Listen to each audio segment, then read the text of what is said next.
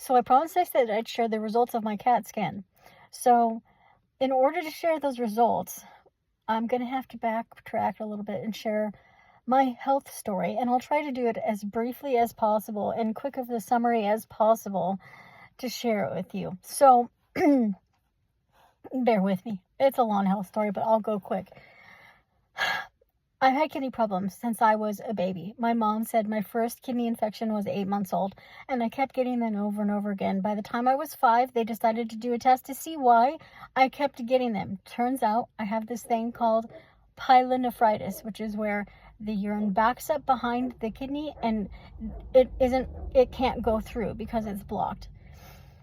There is a surgery nowadays, well, there was back then, my doctor just didn't know it. There is a surgery that you can do to prolong the failure of your kidneys. And my doctor at that point told my mother I was too young and too little to have that surgery. But we know now that that's not true, because I met someone on dialysis while I was undergoing dialysis. I met someone who was about 5 to 10 years older than me, and she was also diagnosed as a child, and they did the surgery on her, and the surgery helped to not get kidney failure until she was in her 30s. So it did work for her, and well, my doctor was wrong. So anyway, by the time I was 10, my kidneys failed completely, and I had to go on dialysis. I did a thing called peritoneal dialysis. It's where they use the fluid around the peritoneal membrane of your stomach to get rid of the toxins, which is what your kidneys would normally do. So I went on dialysis for 2 years, got my first kidney transplant. One of the kidneys was from my first transplant was from my mother, because she matched me. And that transplant lasted for about 4.5 years. And then I had to go back on dialysis. And I was on dialysis for another 9.5 years. I did peritoneal for another 4.5 years before it quit working completely, because the peritoneal membrane can only take so much. And after another 4.5 years of dialysis, all I have is scar tissue in my stomach membrane, so the peritoneal dialysis no longer worked, and they had to put me on hemodialysis, which is the machines that use your blood and filter and clean out your blood that way. And I was on hemodialysis for another 4.5 years before I got my second kidney transplant, which was what they call a cadaver kidney transplant. And it is, a cadaver means someone who has died. And I found out it was a little boy, a 10-year-old boy. At the time I got this transplant, I was 26, almost 26. And so it was hard to know. It was hard getting it, knowing it was a little boy. I ended up getting a letter from his grandmother after a while, and she told me all about him and what he was like. And let's just say I used that kidney to do everything that I possibly could to make it worthwhile for that little boy who passed away. And I'm thankful to his mother and his grandmother for allowing them to use his organs. I'm not the only one who got a kidney. Someone else did. And they probably got a heart and stuff as well. And so I'm grateful to his mother. I never heard from his mother. She was too, understandably so, upset about the whole thing, because not only did she lose that little boy, she lost another son and her husband. They had died in a car crash. So anyways, I used that kidney to do everything. Went to Africa, Ukraine, worked with Music for Life, the African Children's Choir. I went to music college in New York. With that kidney, I played softball because the little boy loved baseball, so I signed myself up for a softball team on our church softball team, which I love sports anyway. I just did what I could with that kidney. I even competed and participated in the transplant Olympics and got a gold medal. I lived as much as I possibly could while I had that transplant. And after about 5 years, that transplant completely failed. And I had to go back on dialysis again. And they gave me a temporary catheter because my brother at the time, my middle brother, I have 3 brothers, Ryan, Randy, and Rick. Randy had said he wanted to donate and see if he would match me. And so they did the testing and he matched almost perfectly. So They knew my brother was going to give me a kidney, so they just put a temporary one. But it just took like, it almost took, it took 10 months to finally get the transplant, getting all of the testing and everything organized and situated. And during that time, I ended up getting a blood clot. They went and did the transplant, not knowing that I had had a blood clot yet. And after the transplant, it just went kapoof. It was a really long, hard, withdrawn story that I won't get into now. But basically, I have a blood clot in my SVC, which is the superior vena cava. It is the main vein that leads the blood to your heart. Excuse me. My voice is dry. I've been singing at church all morning. That blood clot came within less than an inch of my heart. And so I'm very, very lucky to be alive. And so I have what they call SVC syndrome, where you have residual fluid around here. You're swelling basically around the chest.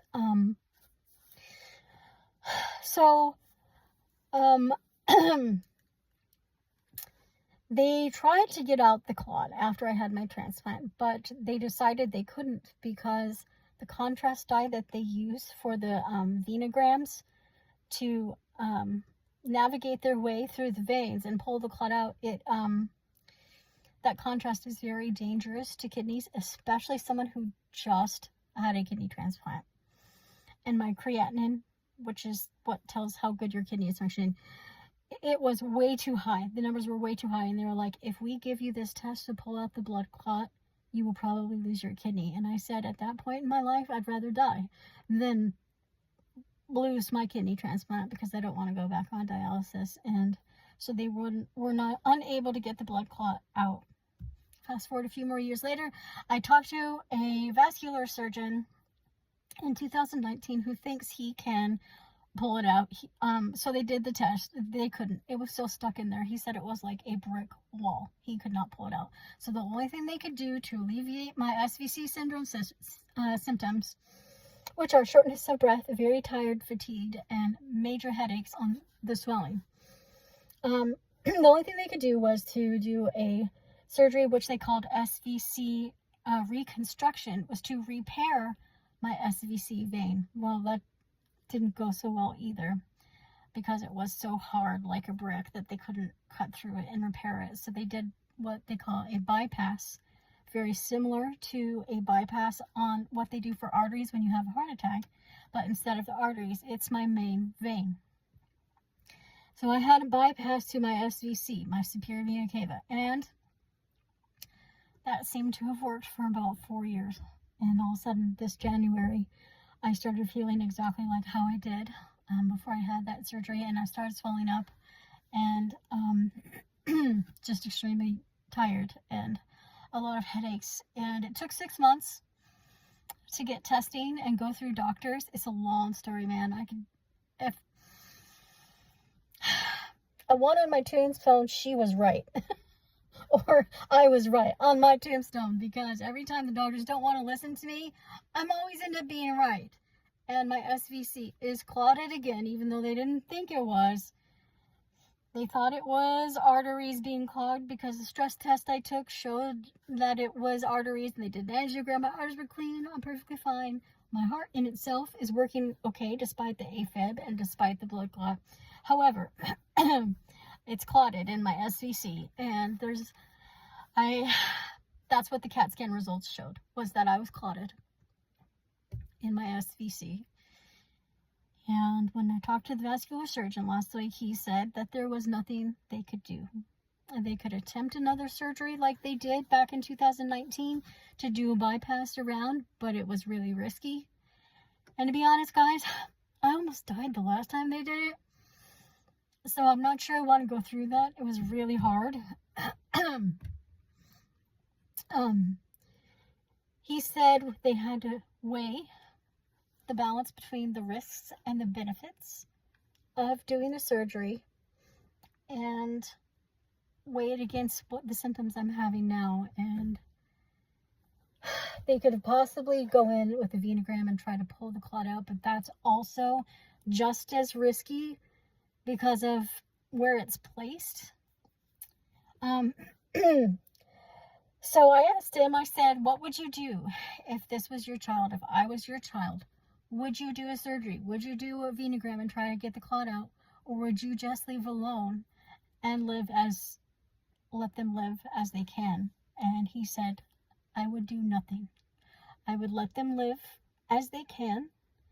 I can live quite a few years with my SVC clotted. I just am going to have a lower activity, lower strength than I had. I'm not sure I can finish that brick wall for my roses. We shall see. I may have to quit my dance classes, which is really going to be hard on me. But I'm alive, and it's a miracle. You know what happens when your SVC takes over? Your other veins, your other tiny veins, grow and spread out and take over for the SVC. My azygous vein, which is actually the vein that babies are born with their main one pumping, that one took over. It's grown and gotten bigger, and my other veins have grown and gotten bigger and spread out in order to get enough blood to my heart at all, which is a miracle. It's a miracle that I'm alive, and I'm thankful that I'm still alive. And most people with this syndrome, with SV syndrome, they have this syndrome because they have lung cancer. My way of getting this is very, very rare, and it's because of my kidneys. And they have found out that people with kidney problems and kidney failure tend to get blood clots easily, and I am already on blood thinner. So I'm thankful, despite the fact that I have SVC, that I don't have lung cancer to go along with it. Most people who do have SVC syndrome have a malignant tumor pressing against the SVC, which is what's causing no blood to get in to the heart for the SVC. It's because the tumor is pressing against it. I don't have that. I have a blood clot in it, and it's pretty rare. Everyone always knew I'm rare anyway, so anyway, that is the story of a quickened version. There's so much more that I could share with you on that, but being that this is a 13-minute video already, I'm gonna cap it off at that. And so my next video that I will be posting will be about my little new puppy dog that I got, and explain his little story, which won't take nearly as long as my health story. But if you watch this through to the end and listen to my health story, thank you, and I will see you next time. Until then, feed the pollinators for me.